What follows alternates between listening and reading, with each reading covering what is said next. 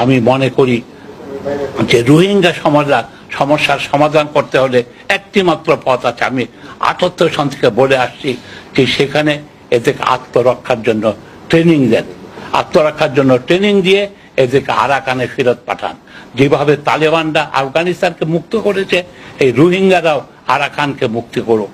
আজকে আমরা ৪৭ সনে যেই আরাকান পাকিস্তানের সাথে আসতে চেয়েছিল, একটা ভুলে আসতে পারেনি। সেই ভুলের পুনরাবৃত্তি করা ঠিক হবে না।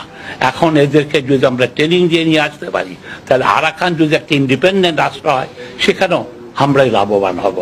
আমরা তাদেরকে সাহায্য সহযোগিতা, আমরা বেনিফিটেড হব, আমার দেশের জনগণ বেনিফিটেড হবে। আরো একটা কথা আমি বারে বারে বলেছিলাম, এই আমাদের রোহিঙ্গা শিশুদের লেখাপড়া শেখান, তাদের ভাষাতে এই লেখাপড়া শেখান, তাদেরকে স্বাধীনতার জন্য উদ্বুদ্ধ করেন, তাদেরকে মুক্তিযোদ্ধা বানিয়ে দেন। তাহলেই আমাদের দেশে এই এলাকায় শান্তি আসবে। আজকে এই অস্থিরতার জন্য ভারত, হিন্দুত্ববাদী ভারত দায়ী। এই হিন্দুত্ববাদী ভারতের থেকে মুক্তি পাওয়ার জন্য আজকে আমাদের তালেবানদের সমর্থন দিতে হবে, তুরস্ককে সমর্থন দিতে হবে, পাকিস্তানের সাথে আমাদের বিভেদ মিটিয়ে ফেলতে হবে।